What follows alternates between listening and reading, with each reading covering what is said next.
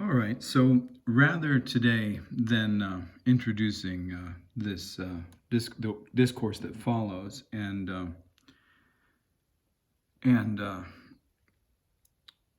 beginning that introduction of the discourse that follows with the recitation of the layered title of this discourse, which always begins with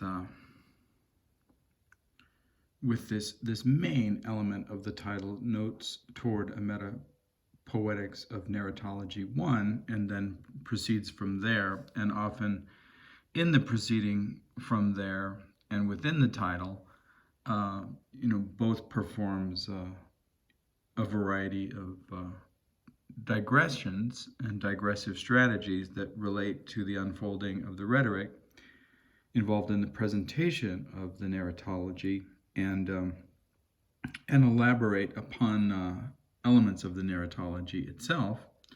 So, rather than introducing this segment of this piece, notes toward a Metapoetics of Narratology 1, and what follows in the way that it is usually performed, or the way that we have, typically performed the naming of the title and the reiteration of the various elements that belong to the naming of the title and the elaboration of the title's meaning. And then, additionally, locating where exactly we are, in the recounting of David Antin's recounting, that is, where we are in our reading, elaboration, and interpretation of David Antin's reading, elaboration, and interpretation of either Sophocles and or Aristophanes, reading, elaboration, and interpretation of the story of Oedipus. I think because it has become rhetorically relevant here in this moment, that what we'll do is simply collage the first few seconds from the last reading, elaboration, and or interpretation of our discourse regarding this piece performed by David Antin on October 15th, 2003, and the last few seconds, the first and last few seconds of our last reading of this particular talk and performance piece, and then proceed from there. Okay, well, this is once again notes towards a Metapoetics of Paranarratology 1, a 17-part reading, elaboration, and or interpretation of David Antin's Varieties of Rhetorical Deception in Narrative and Non-Narrative Storytelling, and this is once again part 12, Danger, Deception, Delusion, Dramatikos, eironicus, Dramatikos, anagnoreikos, Daulis toward Delphi, and Donald's December Declaration toward the Destruction of Democracy. And if you will recall where we are in part 12, which, and part 12, the sum of part 12, as David reads, elaborates, and or interprets these two versions of the story of Oedipus, but we'll skip most of how he goes on, and jump back into where we were, where Tiresias is on stage. They're holding their walking stick.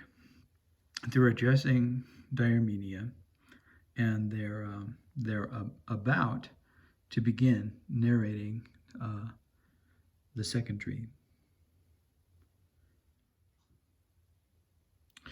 And so, as I drifted into the mists of dream Diarmenia, says Tiresias, while they're still standing there on the stage with the walking stick lit in a conventional way from above.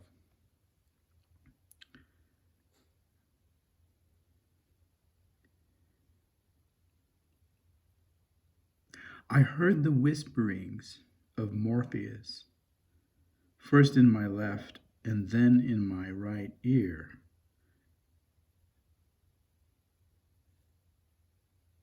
And this is what I heard. For many, as they say, in the mysteries, are the Thyrsus bearers, but few are the mystics. And fewer still are the caduceus bearers, whose works, words, and wonders through the threshold of our dreams enter into the waking world, carried by the divine grace of the muse thaumaturgia upon the warp and woof of our wishes. And then from there, David recounts how Tiresias, explains to Diomenia that he interprets this dream and its source in this phrase that within Aristophanes. I should go back and perhaps say something about the literary history of these references, past, future, and present. David says, and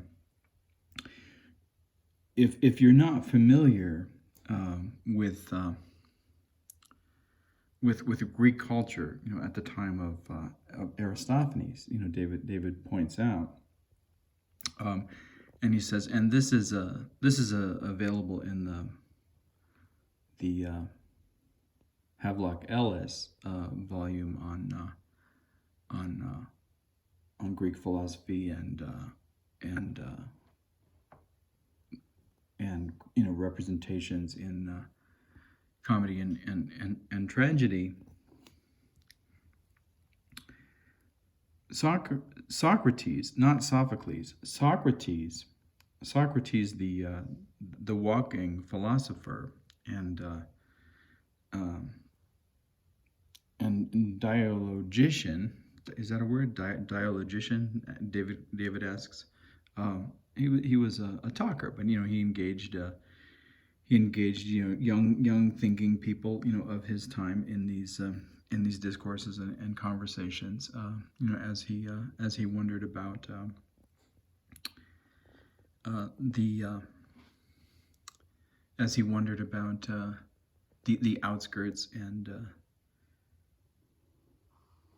in various paths and routes that were available to him in Athens, and this wandering, walking, and talking philosopher was fond of reiterating a number of expressions, and one of his favorite expressions to reiterate, it's said, and David points out Aristophanes would certainly have been aware of this, is the fragment which begins this particular section, and then David Antin repeats what the line from Tiresias is, but for whatever reason, in repeating it, he reorganizes it in a different manner, and I'm not entirely certain the way that he reorganizes the syntax and changes it, from the way that it is initially spoken by the character of Tiresias in their opening of this second dream. But I'll attempt to imagine and restate it in a way that David may or may not have reorganized it, but it's something like the way that he takes the elements and parts of this quotation, right, that is framed here by Tiresias as being the whispers of Morpheus, Morpheus the fashioner, right? Morpheus the fashioner of these dream figures and forms, as Tiresias is drifting off to sleep. But that begins, right, with this quotation from Socrates that he's famous for reiterating in this period, in which Aristophanes grew up and began writing these famous comedies, and David points out that Aristophanes is notorious for quoting and then transmogrifying in a certain way the words and ideas of Socrates, and that these quotations would have been familiar to a Greek in this period, even if they're not familiar to us, and the way that they've changed over time, sometimes confuse and confound the kind of way that they might have registered within within Aristophanes own time, and the humor may be somewhat lost to us, and what he's trying to do here is in a certain way in his interpretation recover that humor. But he says that Socrates was famous for this particular quotation that begins the expression that Aristophanes places in the mouth of Tiresias as the whisperings of Morpheus. So a lot is going on in terms of recontextualizing who the addressor of these words are. But he says, but the original quotation from Socrates, as the Greeks would have recognized it and been familiar with it, is the following: for many, as they say in the mysteries, are the thyrsus bearers, but few are the mystics. Okay, and that's it. That's the end of the quotation. And then David goes on and talks about the thyrsus, and what it means, and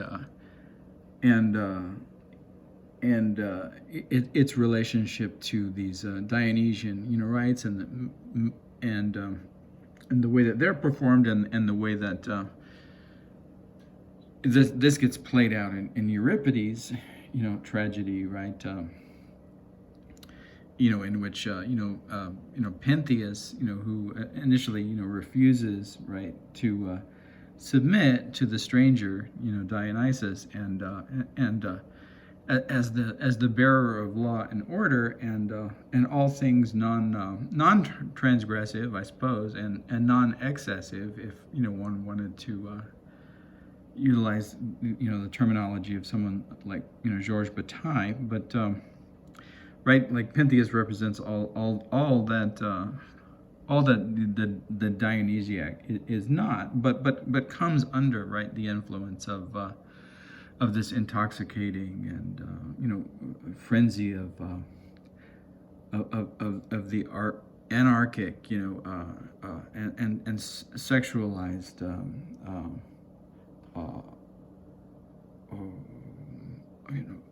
domain of the unconscious and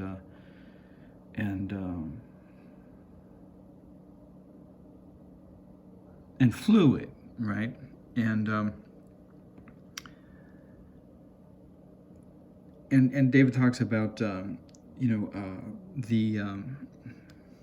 way that the Tiresias, as well as the as well as what is the word? He remembers the Greek word for the wine cup that that is another one of the Dionysian symbols that is performed in these mysteries, and it's escaping me here, but that the Cantharos. I remember. He mentions and he mentions the symbolic values of the of the Thyrsus as a kind of phallic insignia of the Dionysian rituals, and the Cantharos as the wine cup as the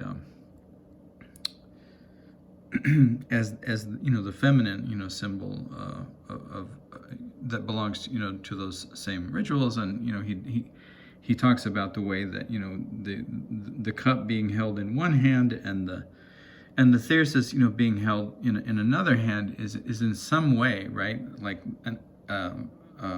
pointing to the divine holiness, or the divine sacred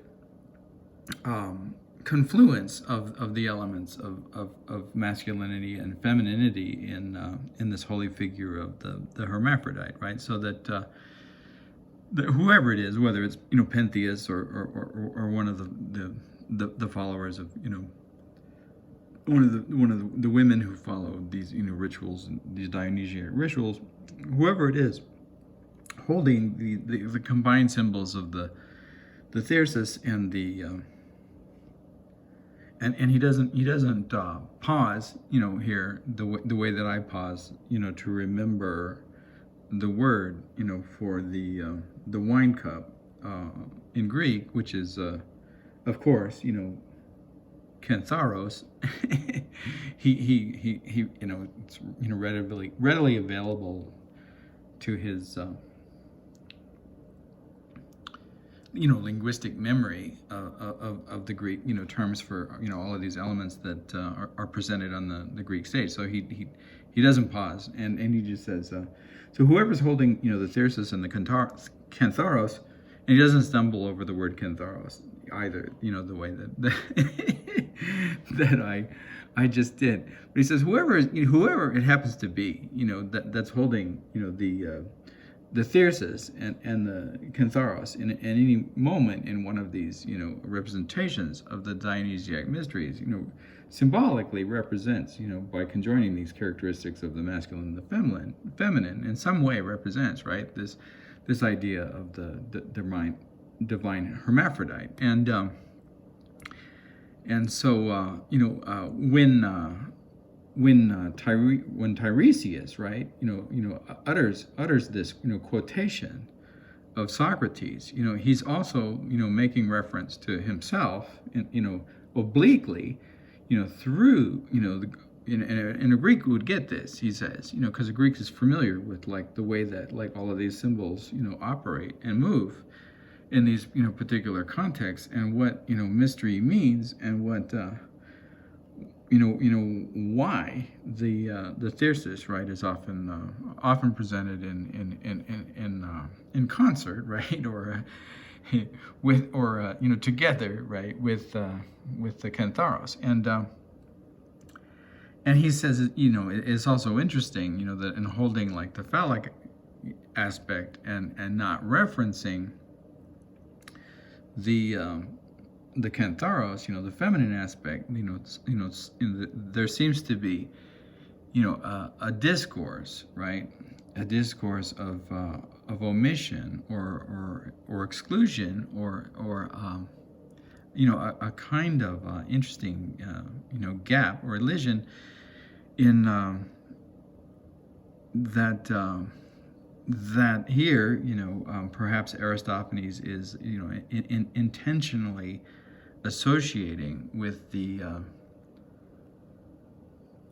not necessarily anti-feminist, figure of Socrates, but one could say that Socrates was certainly male identified, right? And so the fact that Aristophanes points to Socrates, this famous quote that the Greeks would be familiar with as coming from the mouth of Socrates, and underscoring like the absence of the kantharos in the discourse of Socrates is somewhat interesting, and could be regarded as a kind of like critique of the not necessarily misogynist or toxic, right, masculinity of Socrates, but of a kind of orientation and a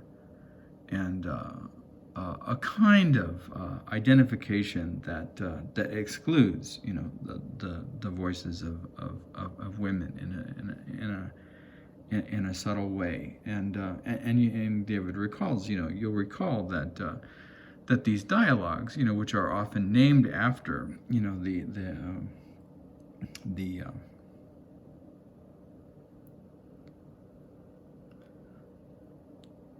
individuals whom Socrates is engaging in conversation with, at least insofar as they're authored by Plato, because there are, and David points out, there are other examples of Socratic dialogues that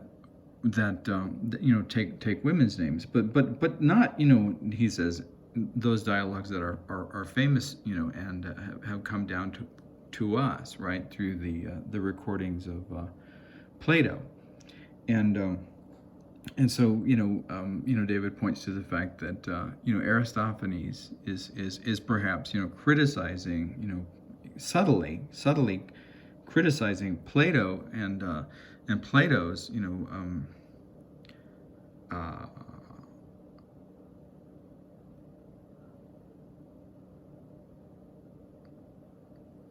composition and construction, right, of Socrates as this kind of historical fiction, but doing so through the words that we're familiar actually do belong to this historical figure of Socrates, and particularly this his oft repeated quotation of this expression. For many, as they say in the Mysteries, are the Thesis bearers, but few are the mystics. And then David points out that for us, if we're not aware, that this quotation originally came from Socrates, that we may be familiar with it from Plato's Phaedo, right? And that's the great dialogue in which there's a discussion of the soul, the eternity, the eternity versus finitude of the soul, and where the soul goes, and how the soul returns, and all of these ideas of what it is to exist as oneself, or as life force, right, beyond the confines of one's physical body, and how that really that idea, that very Platonic idea, right, like certainly very much appealed to a writer like Plato, but how it might belie in a certain sense the sort of more gritty physicality that belongs to other representations of the historical fiction of this Greek philosopher Socrates. And so he spends a lot of time on that, and how the context of familiarity in understanding this line, and then how it's being deployed in Aristophanes, and what Tiresias does with it, how the complexity, right, of this particular quotation works across time, and how not knowing any one element of the story and the history of the unfolding of this quotation may change and challenge our sense of what ideas it belongs to,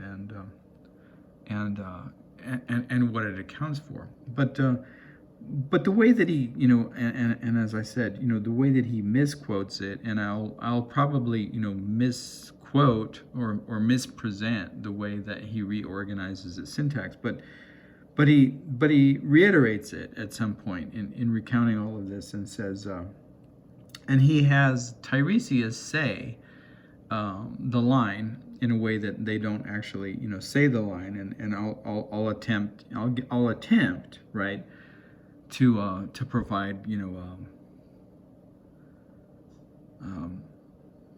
a way in which he may or may not have presented it. And so David says that that Tiresias utters this line, for many, as they say in the mysteries, are the Thyrsus bearers, but few the mystics, and fewer still are the caduceus bearers, whose works, words, and wonders through the divine grace of the muse thaumaturgia carry the warp and woof of our dreams. Let's say he says of our dream wishes. Let's just say he says of our dream wishes across the threshold into the realities of our waking world. And then David says that following Tiresias deployment, right, of these familiar words from Socrates in this line, and then assigning them to the fashioner, right, assigning them to the fashioner Morpheus. She chuckles, a bit, and that inspires laughter from the audience. And he says, not only because it's funny, and the verbiage is funny, and the sort of high elevated, poetic diction, and the reiteration of all and alliterative, qualities of it, make it comically absurd. But also because the audience is recognizing that the initial element from the quotation belongs to Socrates, and they find that amusing, and they know already that Aristophanes and Socrates have this relationship that is friendly, but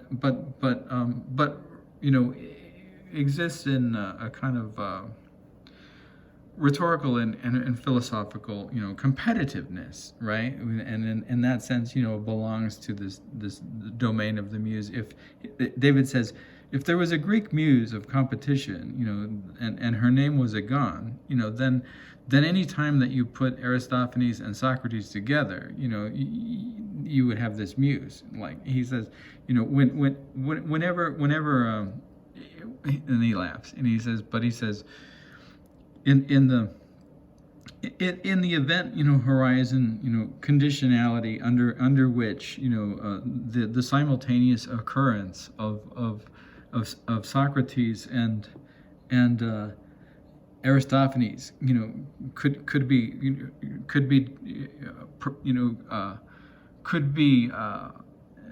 the defining condition, right, of a set that belonged to this question, this question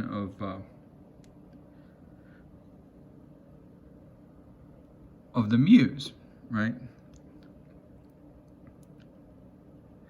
David says that question could be answered by the Greek word agon, competition. In other words, and then David puts it in an entirely different way, right? In other words, he says that he said, if you needed a set, defining the minimum parameters, for the presence of the muse, if there was such a muse in Greek culture of competition, the minimal requirement as an arche, to develop that, to develop the idea of that set, and perform, the entailments of generating, a name under the conditions of that set would be the following. the simultaneous presence, and this is kind of the punchline, the simultaneous presence of Socrates, and then he reiterates it again, because I don't know, I guess the audience isn't following the joke, and so he reiterates it again in slightly simpler way.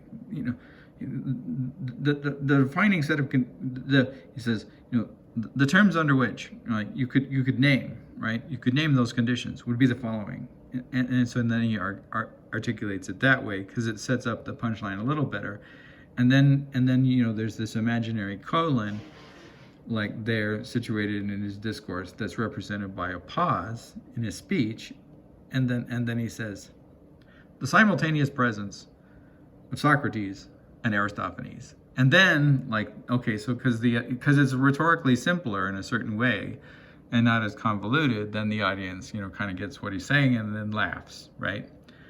He says, all right, so, and then he reminds us once again that, this line, 30, it's like, okay, so David reminds us again that, and he says, about 30 years after the death, right, of Aristophanes, Plato gets a hold of this line again. Maybe somebody had written down, maybe at this time, he says, for a long time, the smile of the Sphinx was lost to us.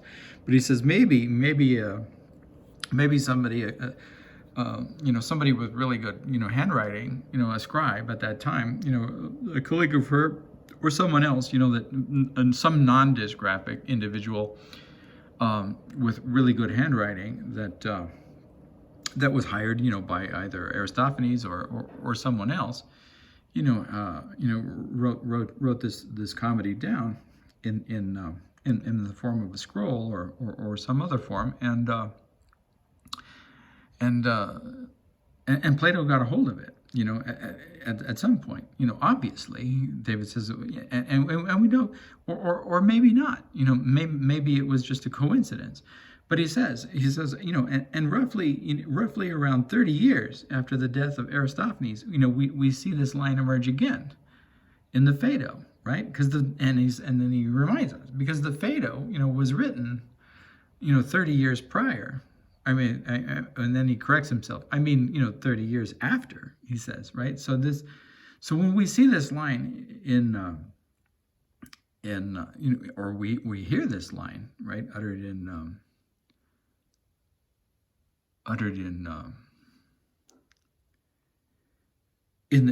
the text, if we hear it inside of our minds, or if someone was performing, this Socratic, dialogue called Phaedo, suppose they brought, David says, suppose they brought the Socratic dialogue of Phaedo onto the stage and someone was performing it and we heard it. It might even, register as profoundly, funny and comic, because if we remembered the comedy of Aristophanes and the smile of the Sphinx, then we might smile in this moment when in the Phaedo, right, this one of the interlocutors, recites this line that originally did belong to our historical understanding of the figure of Socrates, but that became part of this dream in Aristophanes' depiction of Tiresias, right, on the stage. And then in reading this line, if we were reading the Phaedo, or if we're watching it performed, so imagine that it was performed. It was performed, neither as a comedy, nor as a tragedy, but as some other genre, right? As some other genre, philosophical genre as presented for the stage. Maybe like like the way that I perform my talk pieces, David says, and but with more characters on the stage, and then you hear this line: for many, as they say in the mysteries, are the thesis bearers, but few are the mystics. And then you'd laugh at the Phaedo, because you'd remember the line as it exists in the Aristophanes, in the smile of the Sphinx, and you'd remember, he says, you'd remember it this way. He says.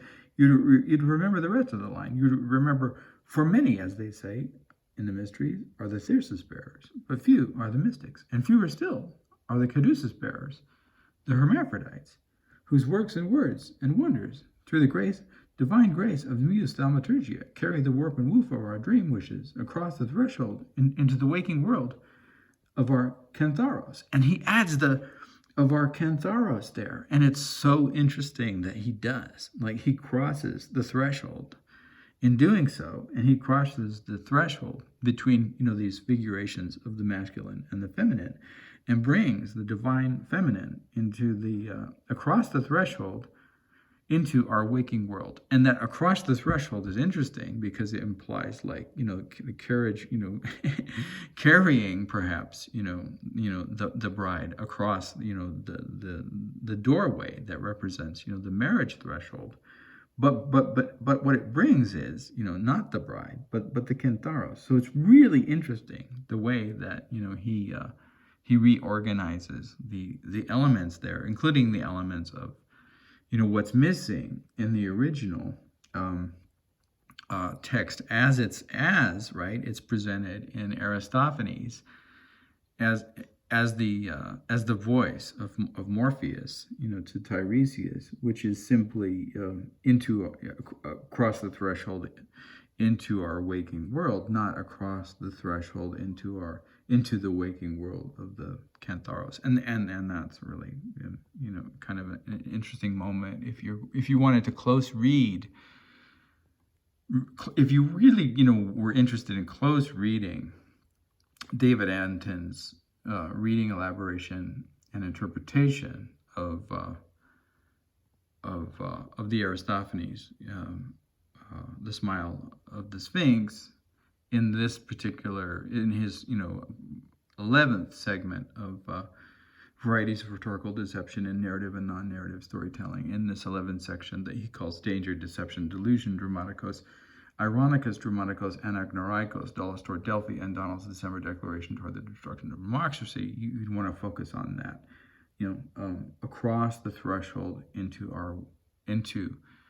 our waking world of the kantharos, or into the waking world of the kantharos. I think I misquoted his sort of reorganization of these elements, but he talks about all of this, and then Diarmenia laughs, and then David recounts in his reification of and memory of the way that this narrative unfolds on the Greek stage of comedy under the wing of and authority of Thalia, muse of comedy and pastoral poetry. And then pastoral poetry, David makes an aside. I should probably talk a bit about pastoral poetry and the tradition of pastoral poetry, and its relationship, to further developments, including Provençal poetry. And he talks about the evolution of pastoral poetry, and also a little bit about Provençal. And he I don't want to get into all of that because he references a lot. He references a variety of relationships to pastoral, including Wordsworth and Coleridge, and even early William Blake. William Blake at the time of the Poems of Innocence and Experience, Songs of Innocence and Songs of Experience, and then he talks about the way that pastoral tradition drops out in Blake, and in a certain sense it drops out of Coleridge and Wordsworth as they progress and evolve as poets as well. But it retains a relationship to Coleridge. He argues in the form that it takes in relationship to ballads, and it goes on. But then he also talks a little bit about how it evolves into Provençal poetry, and he talks about Paul Blackburn, and all of that, I'm going to omit, for the sake of time, and for the sake of time only. And it may be interesting to come back to and engage again in a different way from a different angle, and perhaps we'll do that in in future segments of notes towards the metapoetics of Paranarratology. Perhaps if we come back to perhaps after exhausting more important and relevant, or at least more important and relevant into our current situation, topics that around notes towards a metapoetics of Paranarratology number, whatever, I'll just choose a random number, 174, that we can re-engage some of these issues that we're lighting over and omitting here at that time. So so the lights now begin to dim on the stage, and we understand that we are entering the dream of Tiresias, and the lights then fade to black, and then slowly the lights on the stage begin to brighten once again, and the first thing that we notice as the light increases, David points out, is that the light source is on stage, and it's once again the golden glow of this caduceus. And just about, David says, just about the time that we realize what it is that's glowing, and we remember from the first scene that during the dream itself, those moments in which Tiresias was recounting the story of their dream and the revelations they received in the first dream, that the light source came from the caduceus, and so we hear from the audience. David says, Diarmenia, once again, interjecting into the fictive, space established by the dream, and she says,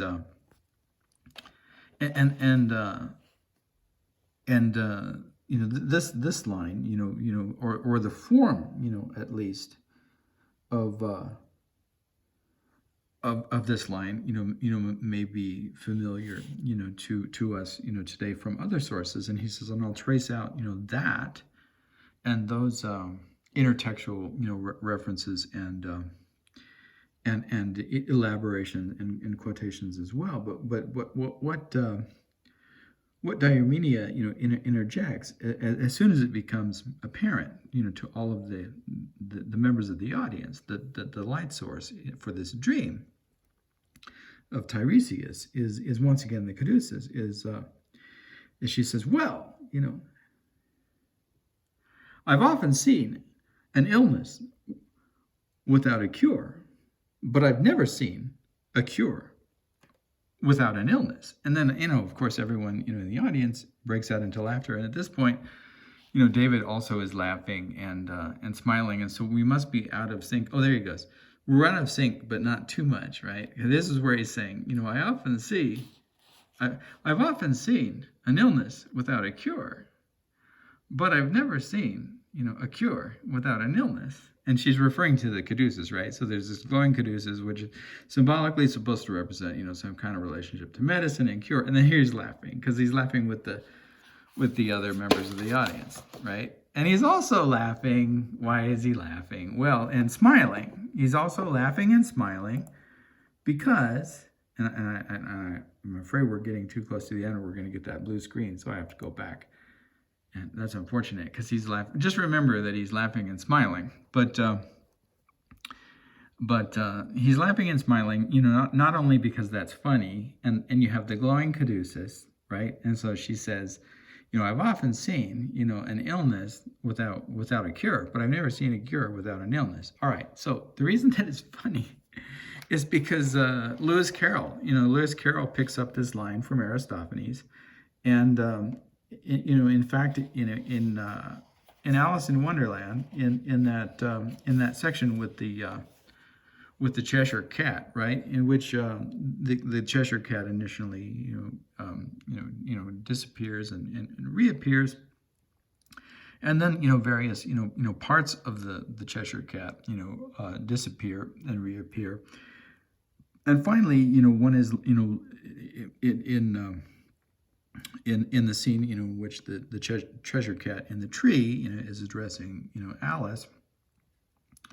Finally, everything but the Cheshire Cat's smile disappears, and then you have this smiling that perhaps once belonged to the character of the Cheshire Cat, but it's all that remains. And then at that moment, David says, and he recites the line. He recites it exactly as it appears in, and he's really good at remembering like the details of these lines and their relationships, and where they come from, and I can't do it, but I'll try to recall the line, and I'll try to recall it as David Antin recites it and quotes it exactly as it occurs in. He's moving around here a little bit, trying to get a handle on where David is, so that we'll wait for him, because it's a good line, and we'll wait until we. Okay, there he is. So he says, and you recall this line, from Alice in Wonderland, in this after this conversation that she has with the Cheshire Cat, who keeps appearing and disappearing, and different parts of which keep appearing and disappearing until all that's left in the tree is a smile. And Alice finds this curious and charming in a certain kind of way, and quirky, certainly quirky, strange, and charming. And Alice, doesn't have access to the word quark, but in a certain way, if you did, you could say it's quirky and quarky and strange and charming, and the line, of course, as it comes down to us, from this line in Aristophanes, but through Lewis Carroll, is as follows: well, I've often seen a cat without a grin, thought Alice. But a grin without a cat, it's the most curious thing I ever saw in my life, right? And today, if we're viewing Aristophanes' play today, from our perspective, and with the knowledge of the way that line is transformed and utilized by Lewis Carroll, it may be even funnier. It may be even funnier than it was in Aristophanes' own time, right? And then he once again mentions because I guess I'm not sure if this is the opening of a discursive domain. In other words, there's a rationale for this what appears to be digressive component here, or if it's just a plug. But he once again mentions the fact that I suppose it begins, for whatever reason it develops. It begins with this association with Lewis Carroll, and he says I once based a part of a segment of my meditations from this volume of this volume of my early work that I titled Meditations, and he says. And I based it on this poetic form, or this poetic innovation, developed by Lewis Carroll, based on this idea of syllogisms that are kind of out of sync with one another, and that don't carry the logic. So David says, so he goes, so in the construction of logical arguments, you would think that you would have that like distributing like the truth value of an argument over two sets of dimensions would be enough, right? And that you could do this by setting up a distinction between form, the logical validity of the form of the argument, and the relationship of of the premises, right, to a truth value. And you think you'd be able to, he goes, so like if you were a real structuralist, you think you set up this distribution over these two elements, like, right, and one refers to like the form of the argument, and one refers to the content of the premises. And he says, like, but not, and then he laughs. And he says, but not if you're a Greek. If you're Greek, you have to do everything in threes, like Aristotle, the way that he divides everything in three. You got 1, 2, and 3. Like the way that he defines, the way that he defines the dimensions of a story as having a beginning and an end, and then to make it 3, he says, and something in between, right? So that you got the beginning and the end and something in between, like the way that I'll break out here, like the way that I provided the beginning and the end of the last of these pieces that we performed, notes towards the metapoetics of Paranarratology, rather than introducing them in the way that I had been introducing them and talking about the title and elaborating all the dimensions of the title and all of this. He says, so you think that you'd be able to distribute these characteristics, right, across these two elements, right, the form and the content in a certain way of these truth values, and you think that you'd be able to call one soundness and another one, either truth or validity. And he says, but not for a Greek. So for Greek, you have to distribute these characteristics across, across these dimensions of 3, so that you, just like at the crossroads, right? Like you can't have a crossroads that goes 4 ways. Not for a Greek. It has to be a crossroads and that the road divides into 3 parts, right? And that's important in our understanding. And perhaps it's important here to understand, like the dimensions of a logic, of a kind of logic or a logos to the Greek mind, that it has to have like this segmentation into 3 parts. So he says what you end up having is that you have these possibilities, like you have these premises, right? So like premises belong to, it's a value that belongs to a statement. So if I say, all lizards have tails, that's a statement, and that statement, is a premise, and this statement can either be true or false, right? So the truth value of the statement for a Greek, isn't played off of the soundness of the argument, where I'd say, all lizards, some lizards, therefore this is a lizard, X, right? And that's the form of the argument, he says. But for a Greek, like they further split the road, so that you've got a kind of logical tripleus amoxitois, right, in the construction of these syllogisms. And so given that the truth, given that the possibility of the statement has, it relates to the idea of aletheia in this binary manner, in this either true or false. And he says this is relevant because we're talking about rhetorical deception here and what it might mean, to the mind of a Greek, right? And so we have to understand the way that it works in these schemas of logic and syllogism, and the way that it gets played out, in a mathematical thinker like Lewis Carroll, who's also he's also an absurdist, and David talks about his relationship, Lewis Carroll's relationship to Dada and Victorian culture, and we're going to elide all over all of that and omit all of that because it's long and it's cumbersome. And again, we might come back to it in notes towards metapoetics of Paranarratology 174 or 274 or some number like that. But here we're going to elide over it. But he says, okay, so then, the truth value of this statement as premise, right, gets distributed over, 2 possibilities of soundness, or 2 possibilities of the form of argument itself. So you could say that, the form, right, becomes another binary opposition, but the binary opposition, gets applied, not as supplemental, to the initial binary, but as a branch of the initial binary, right? So that this triangular, figuration is formed. So with the form, you have a possibility, given that,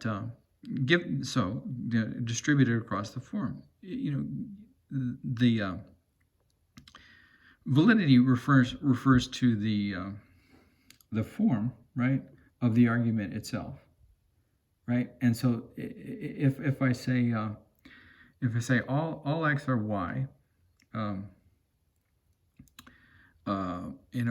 Z is an X, therefore, Z is a Y. That's a valid form, right?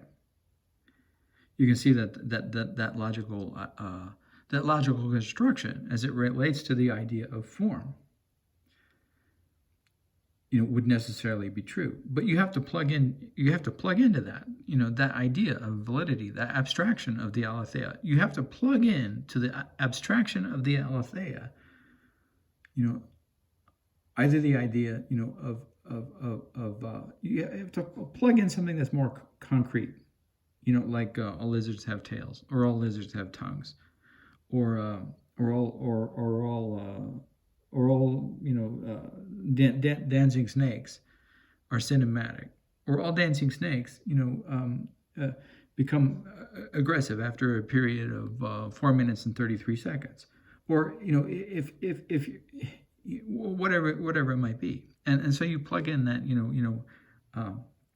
more specific statement, right? It's a statement with a greater degree of specificity, and because it has a degree of specificity that belongs to our understanding of the material world, we can either say it's true or false, right?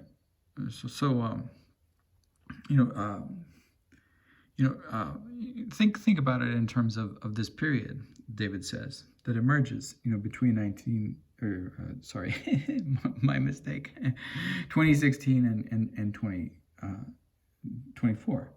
So, Trump is a liar. Well, we know that this statement is true, because whatever constitutes a liar, or whatever might constitute a lie, you could say that it's human nature to lie, right? But if it's human nature to lie, and all humans lie, what would a reasonable definition of someone who is a liar, actually be? Well, it have to be someone who lies, more often, than most of us lie, or more often than average, or that has difficulty perceiving, the nature of the truth, or that holds so many, self delusions and unfaithful ideas of themselves, that they're defined, right? They're defined by their relationship to the act of lying itself. And he said, and clearly this is something that we can say about Trump, who will exist in our future and drive, our American democracy and our self-understanding, of who we are as a nation, towards this fascist tyranny. And he says, so this premise, right, and the statement, gets distributed in the Greek imaginary, across these two ideas, of these two oppositions that are held in the potentiality of form, and one of the potentialities of form, David says, is for the form to be correct, like that thing I just uttered. But one of them, but another of them, is for the form to be incorrect, right?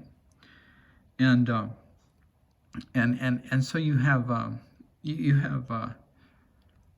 this idea of a valid and an invalid argument, and the one that I just uttered is invalid. But what if I said all x's are y's, and then I said some y's are z's, and then I said all x's are z's.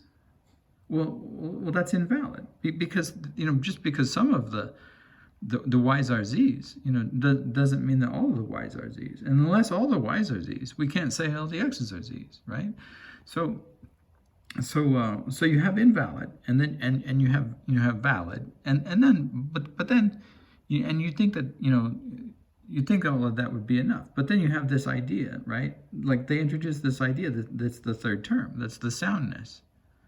And it's completely asymmetrical in relationship to the rest of the machinery, because soundness is an assumption that under which all of the terms are given equal weight in relationship to the construct of aletheia, right? So soundness is that condition under which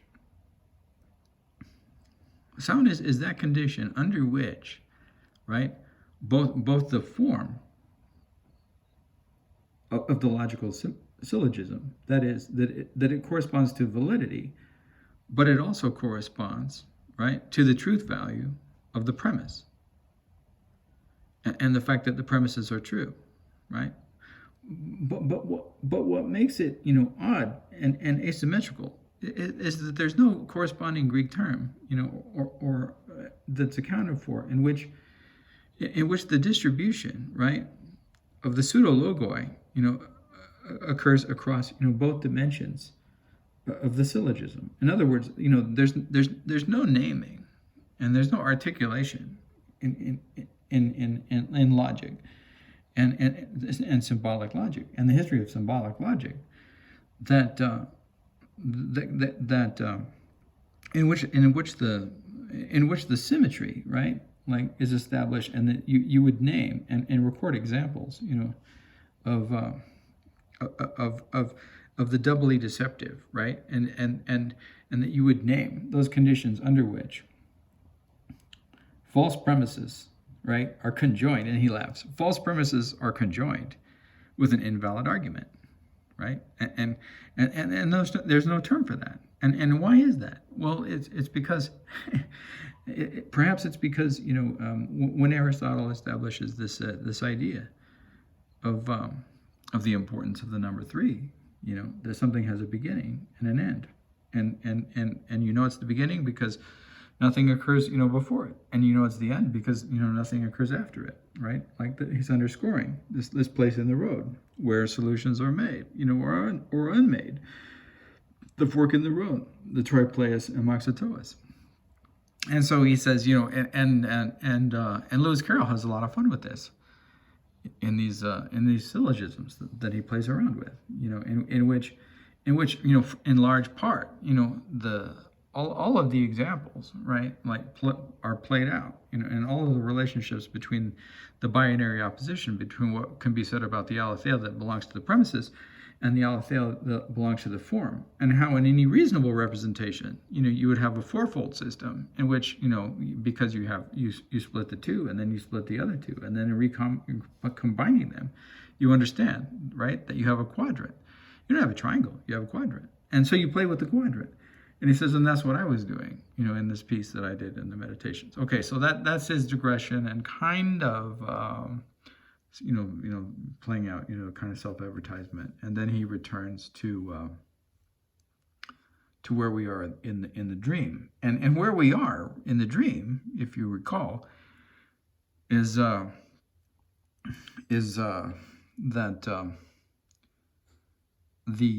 the figure of Tiresias has just quoted, Morpheus and what he hears whispered in his, and this is where David, is saying he again, and then he realizes that he's saying he, and he realizes who he's talking about, and he switches back to she, but we can just say they. This is where Tiresias recognizes that that Morpheus is whispering in their ear, and that they're fading into sleep, under the guiding mist of this line that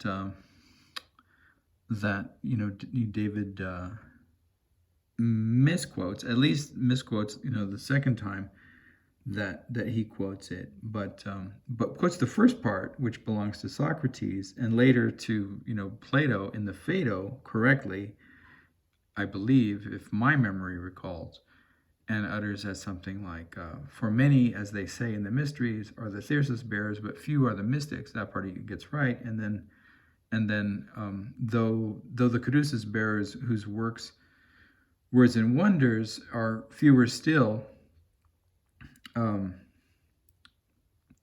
because of the and he says, because of the further still demands made by the bearers, or placed upon the bearers of the caduceoi, and the and then he goes on, and I've forgotten, once again, how he reorganizes the lines, but getting across this idea that because they carry, right? They carry the weight and the burden of the grace of the muse, thaumaturgia, whose work, is fashioned in the warp and woof of dream wishes, that their ability, right, to carry fantasy across the threshold of desire into the waking world is more difficult and fraught with the possibility of failure than is the divine. Then is the inspiration, right, and produced and the overturning, right, of the rational that belongs to the rites of Dionysus and the mystics who bear the Circe as well as the Cantharoi, right, and then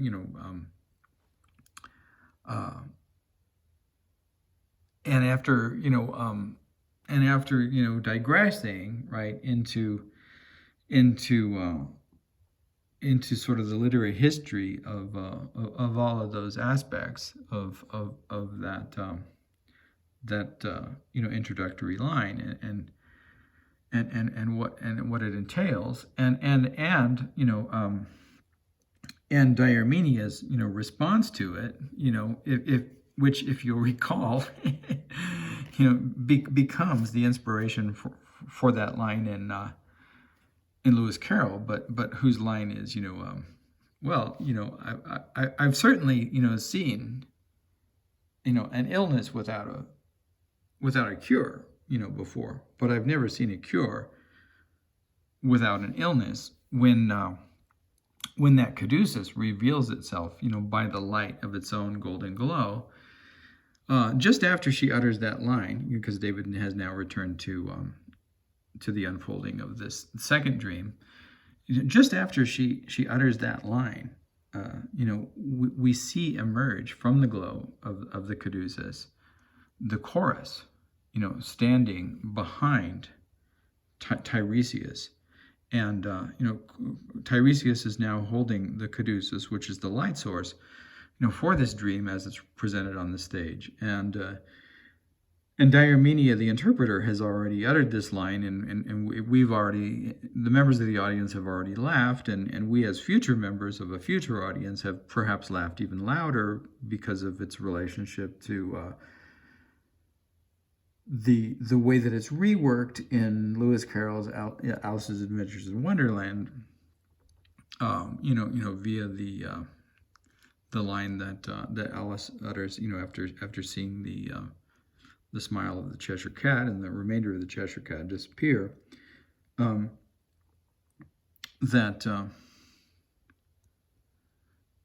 that as the glow of this caduceus increases, we see that in fact that in fact Diarmenia is mistaken, right, and perhaps jumped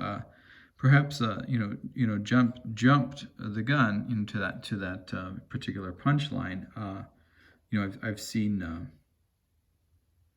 I've seen illnesses without cures before, but I've never seen a cure without an illness, because the chorus, which we've already talked about, David reminds us that we've already talked about it here. The chorus, as it's represented, behind Tiresias, as he's presented on the stage, is not only who Tiresias is directing his comments to in actuality, as opposed to what he believes. He believes he's talking to Diarmenia, right? But he's actually talking to the chorus. But we also see, them in this place, look loci on the stage, right? Which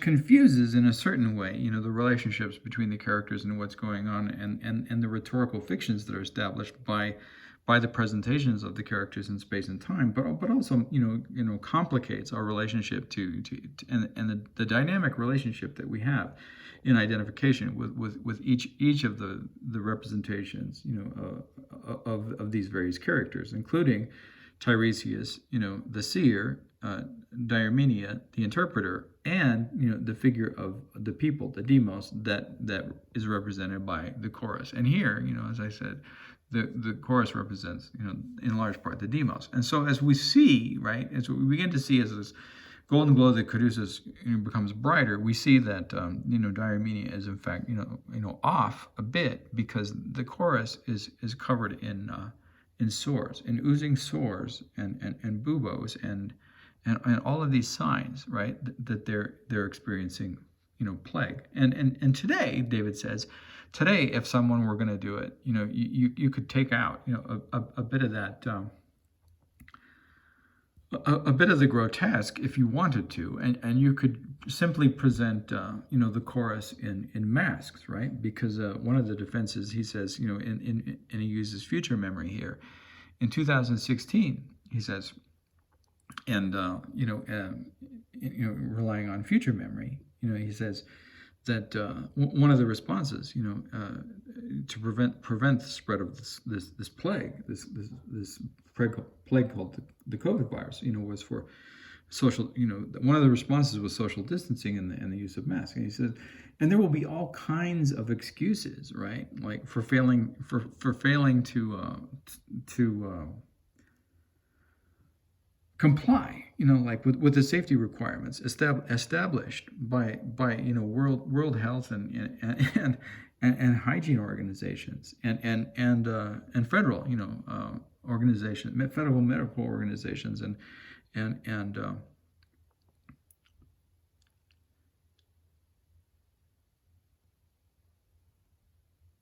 authorities on contagious diseases. But he says, he says in the future, one of the ways, of establishing that there is in fact, a condition of, he said, imagine that you were going to perform this play of Aristophanes, right? The Smile of the Sphinx, in the period of 2000 and mid 2020, to 2024. Imagine you're going to perform it within that period. And he says, if you didn't want to present, the idea that the demos is sick, with sores and scabs and coughing and whatever they're doing, and looking melancholic, one could do it by spreading them out a bit, right? Like putting them, at least 6 or 8 feet apart, and putting these masks on them. So increasing the distance, of the circle. So the circle, in a certain way, also, would be broken by this idea of social distancing. And maybe some of them, wouldn't conform. Maybe some of them wouldn't conform to the safety protocols, and the viral the advice of the viral experts and the epidemiologists, right? Like maybe some of them would be holding bottles of Lysol because they're crazy, or other home remedies, or just standing there with their arms crossed, across their chest, like in defiance of these protocols. But others would be, and maybe those ones would be, huddled closer together. But anyway, you'd see, like in the figure of this, Demos as Ouroboros, you could see, right, like all these elements that you'd be familiar with and understand the meaning and the symbols of, and this all would contribute to your understanding of the space-time, and the symbolism of the space-time, and the symbolism of your understanding of the terms of the plague and its development and the resistance to it and all of this. But none of it, but all of this would be reified in your imagination as belonging to the narrative, right? And you could break it down, and you could say, well, this is how I know this, and these are the symbols that belong to it. And you could talk about the way that the mask is a metonymy, and you could talk about all of these and the way that the distance between the fictive characters, the fictionalization of the demos on the stage, is a reference to a historical reality that belongs to the future, but all of this, like that occurs to you intuitively, like instantaneously, right? And to get back to it as it exists and as it's collaged, right, in terms of these material elements on the stage. That's what requires the work, because the mind automatically does the work and puts it into a narrative form. But the narrative is this kind of illusion in a certain sense. The coherence and the cohesion of the narrative is an illusion of the syllogistic and metasyllogistic processes, by which the phenomenological subject, the experiencing subject, right, organizes the elements of the material world into a story that belongs, to a set of paradigms that are already familiar, right, and that get played out, within these contexts that establish the terms under which the narrative can be understood to begin with. But without any of those terms, that you wouldn't understand. Why are these characters wearing masks? Why are they now 6 to 8 feet apart, where they used to be standing shoulder to shoulder? Why do they have these swords? What do the swords mean?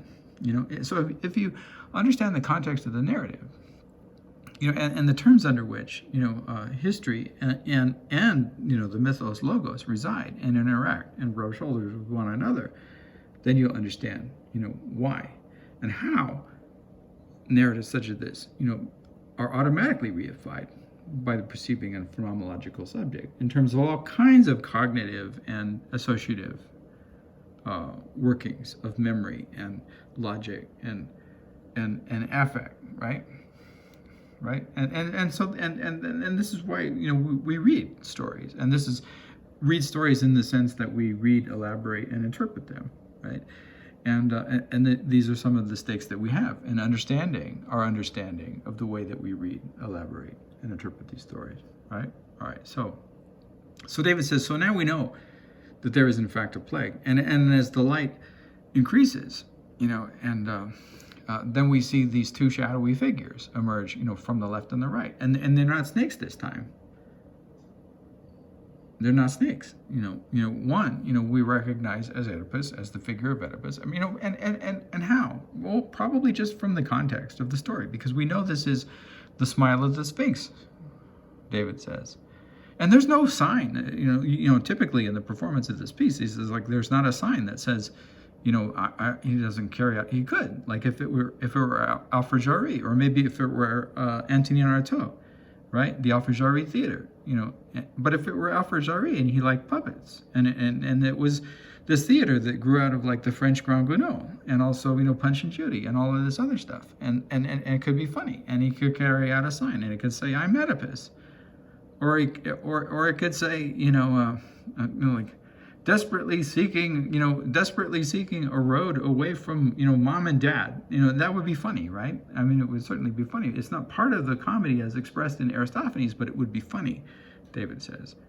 But he doesn't. He walks from, whether he walks from the left or the right, or from the right or the left, he comes out, and we more or less recognize him because he's stumbling a bit, right? Because we know that he has a club foot. But that's a context that we bring to our understanding of the fiction. Just like those masks were a context that we bring to our understanding of the fiction and the fictional domain. If we imagine that this is a version of Aristophanes, the smile of the Sphinx, that's presented many years later. And this is how he wants to convey this idea of the sickness, of the demos. And he's stumbling a bit. And so we already know it's Oedipus, even before Laius arrives. But Laius arrives with this driving noise of the chariot, right? And he jumps off the chariot. And it's important in Tiresias's understanding, because he's already, David says, because he's already failed to mediate, right, the relationship between these serpents. And he calls out to Diarmenia, David says at this point, and he says,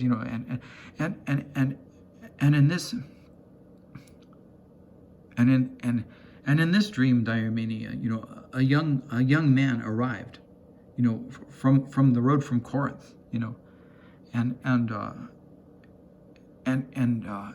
Laius was there, and young Laius was there, because he's young, so he's still young at this time.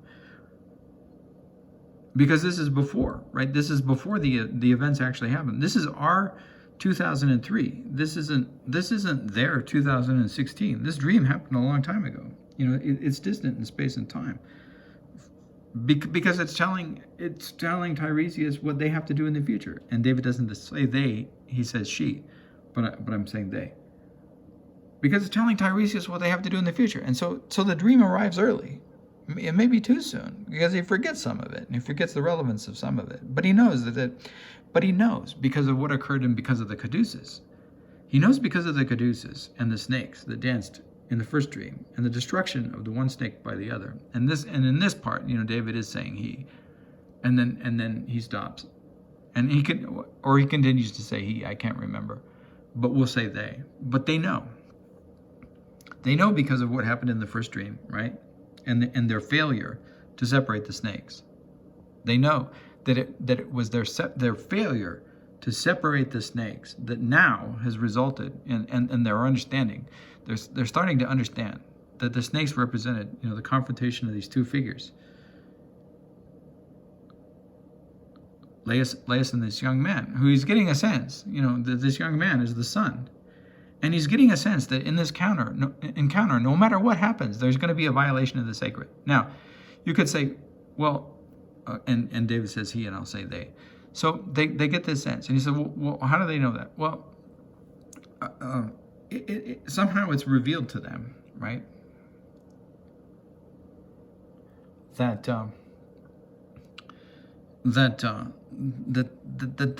these characters are father and son. And they know this. Maybe they just sense this. Maybe they just sense this in the way they interact, or maybe they know it, from all of the stories of conflict between fathers and sons that belongs to the mythos logos, between Kronos and Uranus, between Zeus and Kronos, between all of these various figurations of enmity between fathers and sons, and the attempted destruction of the son or the father, on the part of the other, and either way, it's a sin, right? Either way, it's a violation of the sacred, dimensions of the human experience. Whether the son kills the father, or the father kills the son, it's equally criminal. So,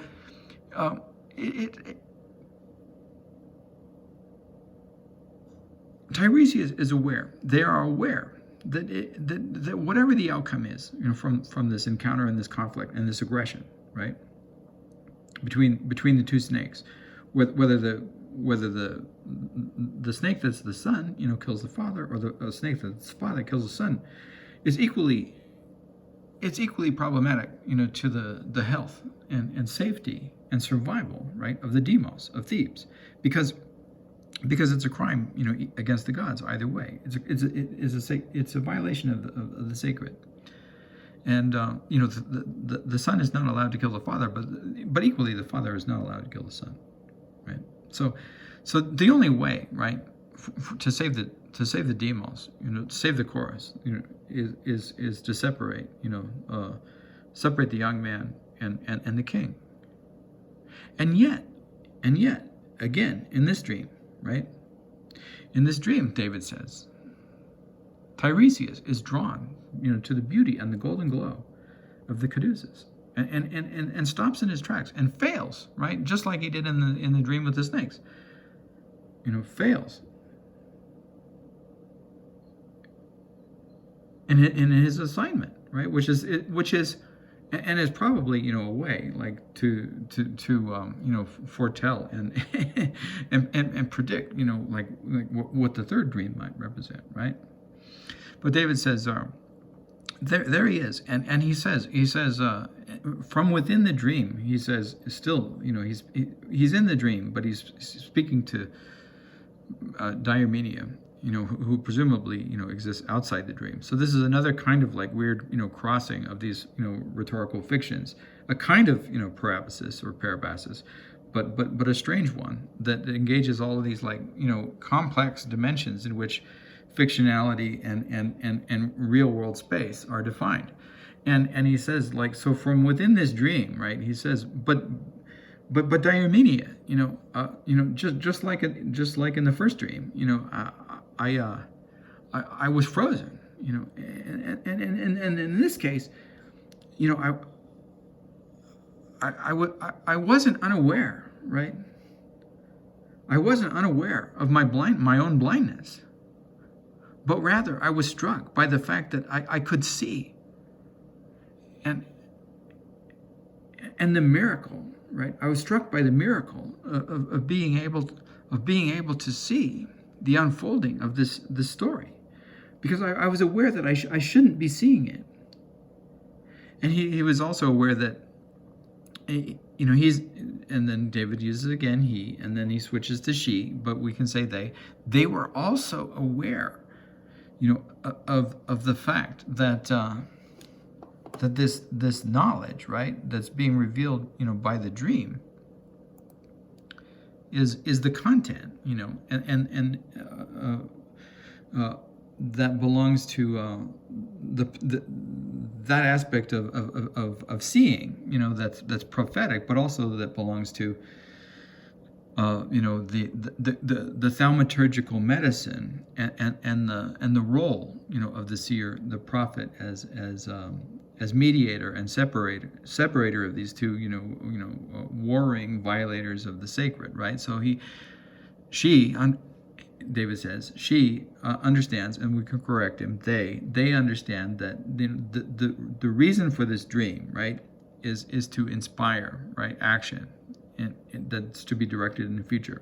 But even within that understanding, and they're aware, they're also aware that generally, as they exist in their rhetorical reality, which is fictive, from our point of view, but from the point of view of someone within the story, they're real, right? And that they experience the world, from this position of blindness. And here they're experiencing the world from this position of sight. And that rather than understanding that sight, right, as a symbol of knowledge of the future, right, an anagnoreikos, one could say, like generally we exist under the anagnoreikos, right, of the future, the not knowing. We don't know the future, so we exist in the not knowing of the future, the anagnoreikos of the future. But here, there's an anagnoreikos of the future, and a future vision and understanding of what it represents in terms of the health and well-being of those citizens, that demos, and therefore that chorus that belongs to Thebes. And instead of interpreting, the light of the glowing caduceus that way, in conjunction, right, with the gift of sight, the blind hermaphrodite who now can see, and instead of interpreting it that way, they're bound, right, like by the fascination and the terms like of what is desired, perhaps by the lack, he says, of the ability, to see, literally see, right, and to engage, the pleasures, the visual pleasures, that the world's bounty, has to offer them, he says. And so, rather than attending, right, to the conflict and the dance, between these two figures, between Oedipus and Laius, like they stand there, like fascinated by the golden glow of the caduceus. And at some point, David says, they admit this.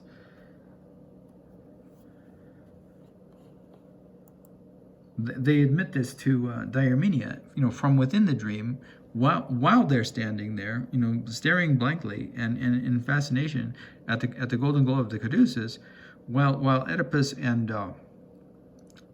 Laius perform that same weird dance that the serpents performed, where they engage all of these different figures, and where Diarmenia was calling out circle, loop, Mobius strip, a triangle, and they're doing this same dance. So presumably, their action is going to, end in the same result. But Tiresias is just standing there, staring at their, and David says her here, but I'll say there, at the glowing caduceus and the light of the caduceus, and simultaneously fascinated by the light, right, and by their own ability now to see, and the correspondence between the golden glow of that light and their ability to see, and the absorption, right? Their own absorption in the experience. And Tiresias admits this, to their wife as they're staring there, and like, but I was so absorbed in the beauty and glow of the caduceus that I couldn't look upon the scene that was unfolding before my own eyes, in which I knew I was there, to stop by actions of my mediation, between the two conflicting figures, between the two figures on the road, engaged in this struggle that I knew ultimately would result in the destruction of the demos and the plague, sent upon us in our future. And I couldn't tear my eyes away from the beauty of the snakes coiling around the caduceus.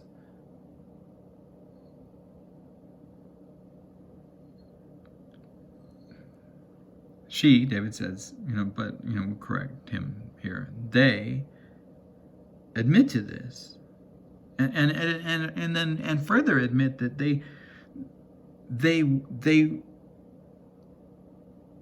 it wasn't just a wish fulfillment dream, David says here, like in Freud. And then David talks about Freud and Freud's understanding of all dreams being wish fulfillment, and there being some confusion about that. And this whole discourse that enters into Freud's understanding of all dreams being wish fulfillment. And when he's questioned about it, and says, well, because others, in the period in which he's formulating these ideas and the interpretation of dreams and what dreams are all about, intervene in this discourse and say, well, what about anxiety dreams? And then he has this way, this strange and curious way, David says, Freud does, of transforming the notion of these dreams that seem to carry all of this anxiety, right, into further wish fulfillment dreams by, like looping them back on themselves in ways that, in a certain way, like bear upon our discussion of the broken Ouroboros or the Mobius strip, or the Super 8, film, right, that's turned into a Mobius strip, but in doing so, the left side, which carries, or the right side, if you prefer, or whatever side it is, that carries this bracket holes, gets redirected to the other side. And then when you get to that point where it starts to loop, the film strip has no choice but to jump the track, right, to get derailed. It has no choice, because that's part of the material apparatus. He says, so anyway, that Freud's construction, right, in a certain way, of all dreams as wish fulfillment fantasies, is like that. And you can't flip it over, because if you flip it over, it jumps the track. But he says, but not only is it, for Tiresias, is this in some way a wish fulfillment dream. He wants to see, and then we'll correct him, and he switches back to she. He wants to see, she wants to see, he wants to see, she wants to see, he wants to see, she wants to see, he wants to see, he wants to see. But we'll just say they, so that David doesn't have to dance so hard.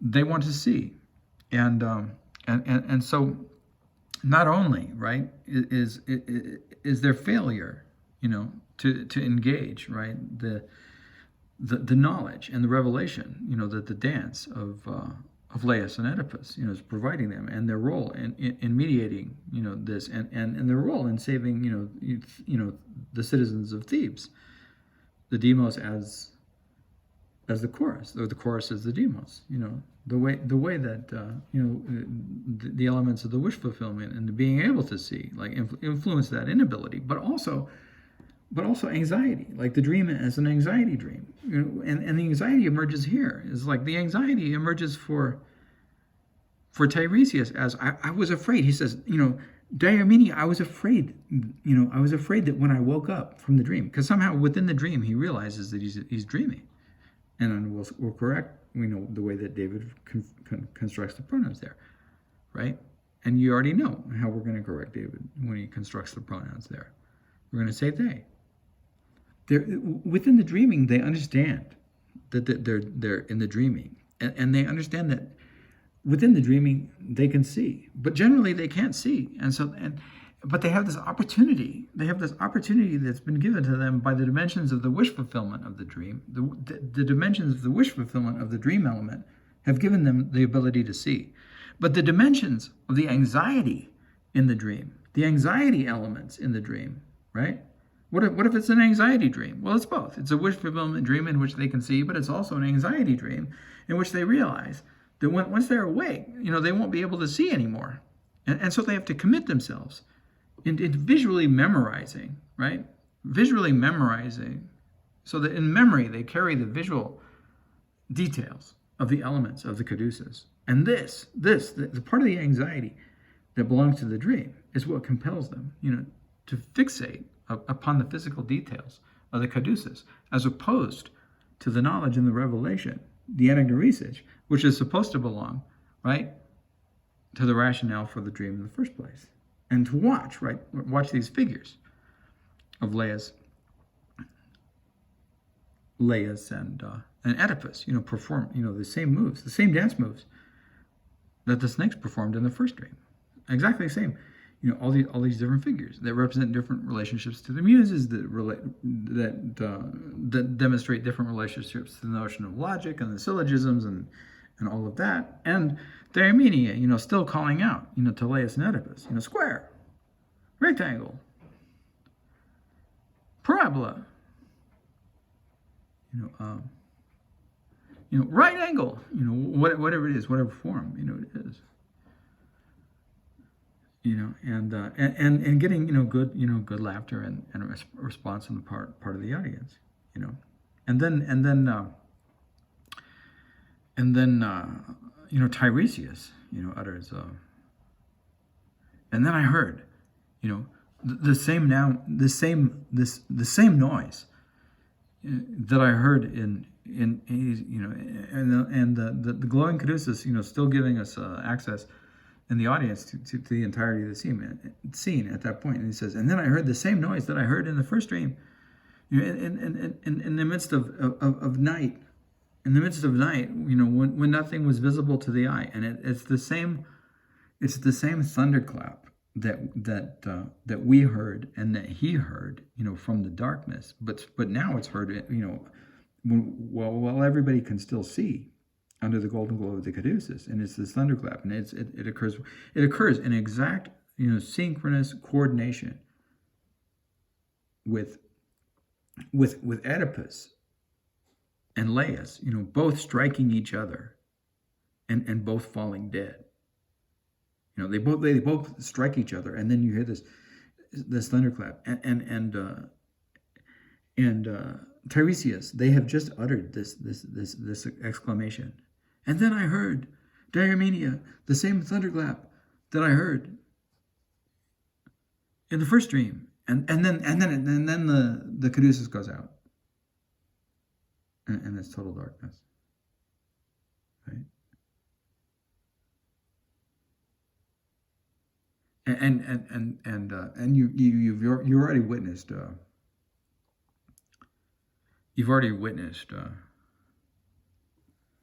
Oedipus and Laius, strike each other and begin to fall. So whether one killed the other or whether both of them killed each other, we don't know. But we know it's not good.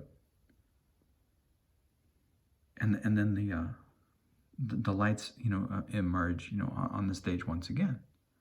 And there's probably a gasp, right? There's probably a gasp from the audience, and in some, versions, you see, or you hear, Diomenia, gasp in the same way that, she gasped, when the one snake killed the other snake in the first dream.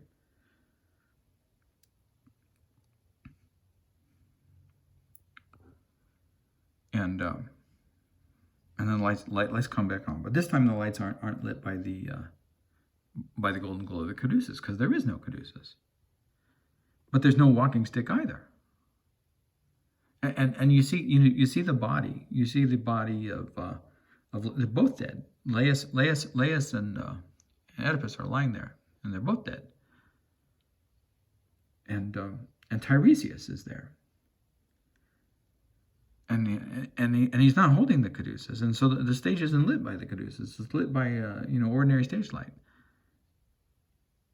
But he's still in the dream, and and the reason that that he's in the dream and he's not back into the reality, narrating, is because he's not holding the caduceus, but he's not holding his walking staff either. And what do you think he's holding? Well, all the terms are there. You can guess what he's holding. All the terms are already there, but you might not be able to put it together.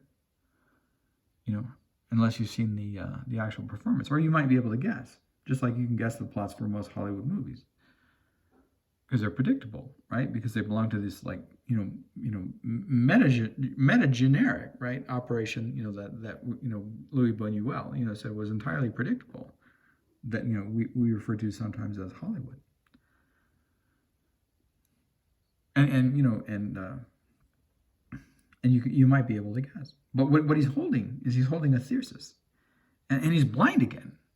And we correct David and say, they're blind again. They're holding a Tiresias.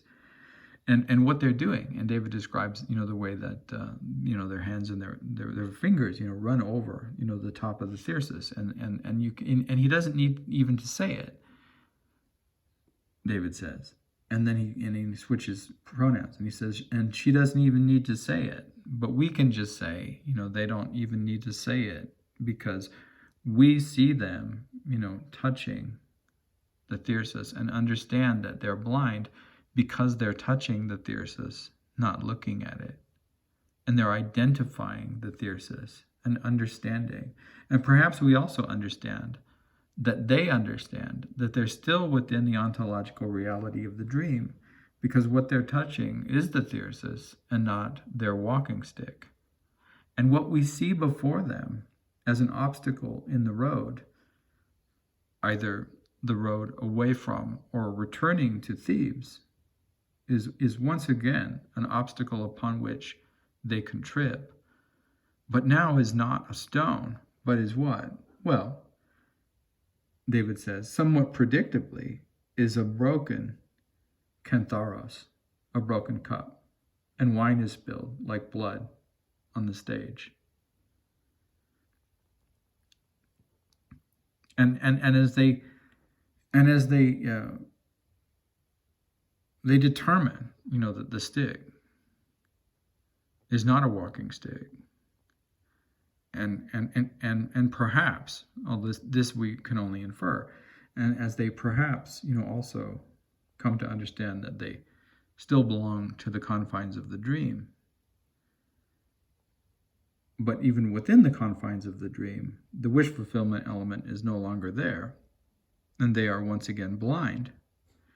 They start, stumbling once again in the second dream toward the audience, toward the edge of the stage. And this time, blocked by the broken kantharos, not by the stone in the road. And as you can imagine, sometimes an audience member will cry out or interject, "Tiresias, watch out for the broken kantharos!" And there'll be laughter, and there'll be laughter among the audience members.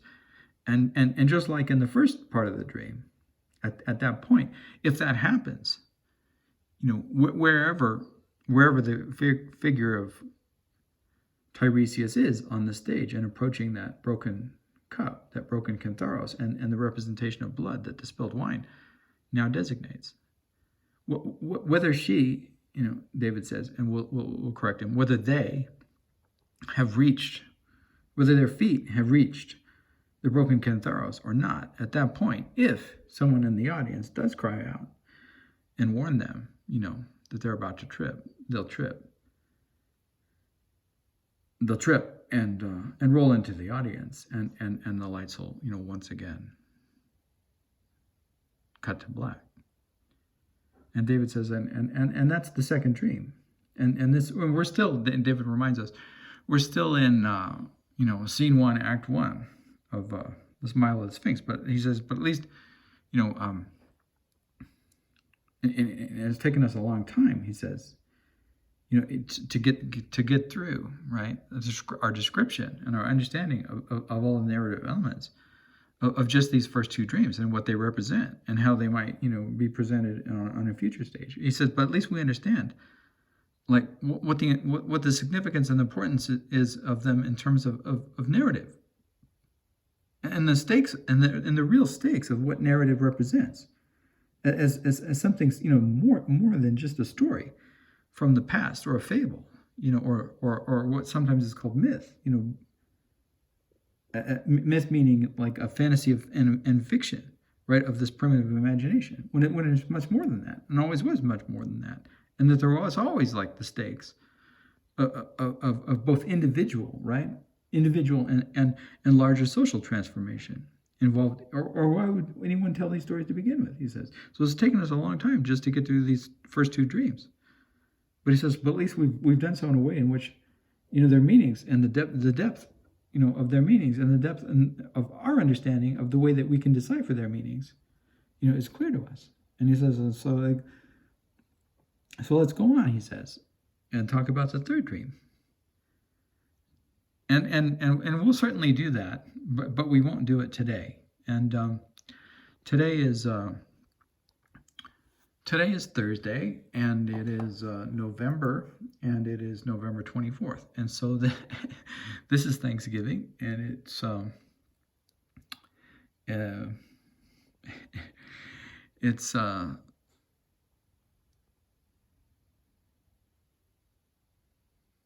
fortunate, I think, for us to have, reached this moment, in our understanding of the second dream, and the responsibilities, that are revealed, to Tiresias, and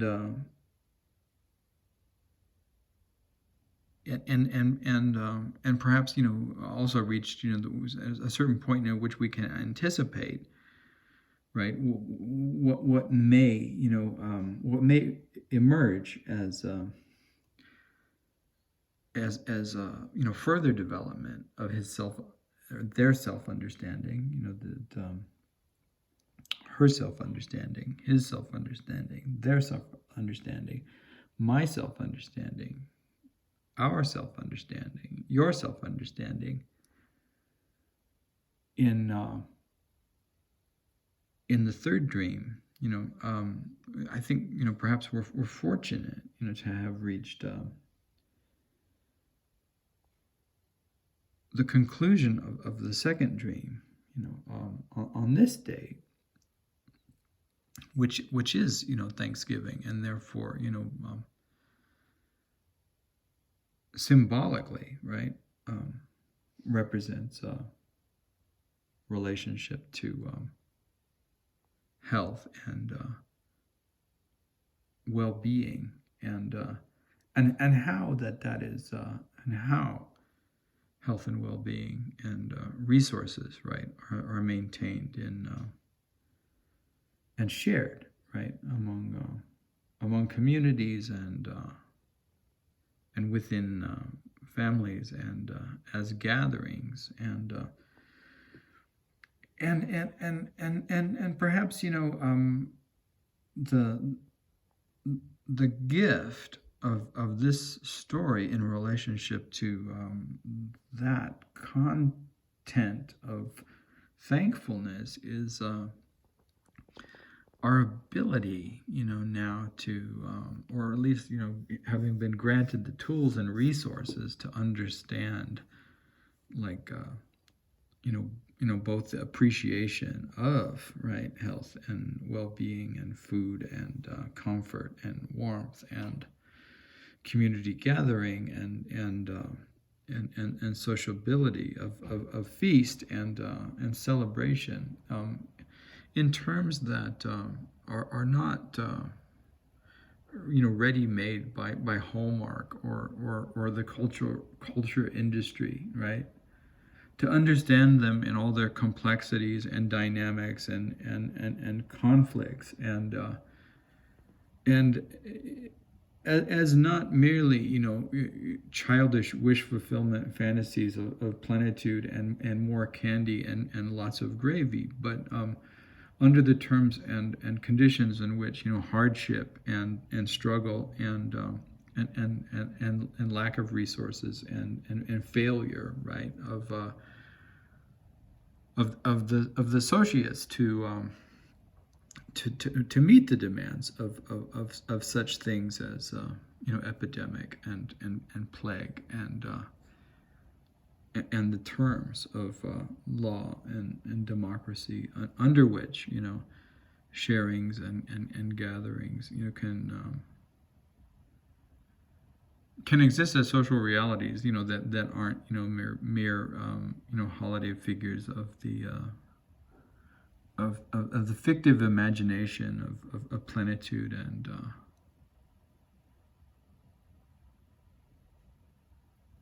and good ship lollipops, perhaps for lack of better figure.